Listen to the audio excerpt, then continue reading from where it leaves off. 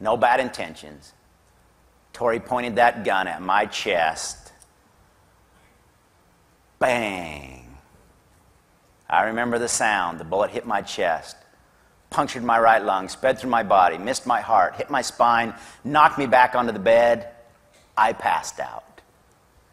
Tori came running back into the room, hovered over me. Mike, you're faking it, you're faking it. I pulled at my shirt, showed him the hole in my chest. My mom ran back to that blue phone, called 911. Can you imagine how my friend's father felt as he was cruising around the neighborhood in his police car? That there'd been a shooting at his address.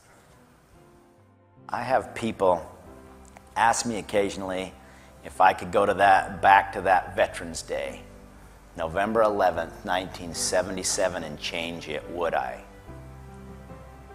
My first thought is, of course. But you know, if you'd seen what I'd seen, if you had been where I'd been, and most importantly, if you'd felt what I'd felt, I thank God for pain. Because only when we feel pain do we change. And only when we change do we grow. And only when we grow do we begin to understand the beauty that lies within each and every one of us in this room. And so I want to remind you, amongst all your pain, whether or not you can or you can't stand up, we all have the ability to make a difference and stand out. I started running marathons. July 24th, 1981, the race began. The first 13 miles were uphill. I'm pushing along, all the ABs are passing me on the uphill, and this guy in a yellow shirt sped by, patted me on the shoulder. Good job, Mike, don't quit, you're an inspiration. I had the thought, thanks.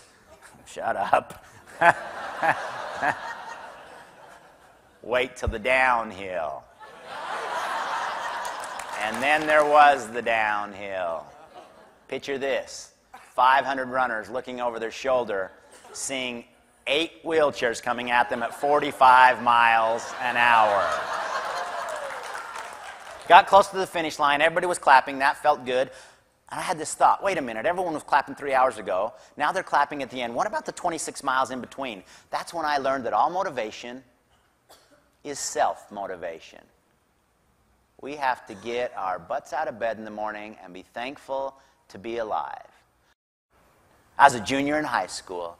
I was arm wrestling my weightlifting coach. He was strong, I was stubborn, we're doing our thing. He busted my right arm. Funny bone broke loose all the way to the palm of my hand. Wasn't funny, hauled me to the hospital, put me back together, did surgery, put a cast from here to here, sent me back to school. Now I had 4 limbs and only this one worked. I went in circles for 4 months. Something more important happened in the hospital. They flipped me over, sliced open my back, took that little .38 caliber piece of lead out of my spine, and they handed it to me. And I remember the day I held it in the palm of my right hand, I looked at it, and I started shaking because this little piece of lead symbolized so much loss in my little life. But I can admit to you here this morning, it's about the time I let it go. I got it out of my system. I got the lead out, so to speak. I've been sitting on my butt for 30 years, so you won't sit on yours, okay? You know, I forgave my friend. If you can forgive others, if you can ask forgiveness, you can do anything in life. We have a team tradition. Reggie, like a spider monkey, climbs up in the overhead luggage bin. Fits in there perfect. Coach shuts him in there. We start reading the newspaper. They start letting all the ABs like you come on the airplane.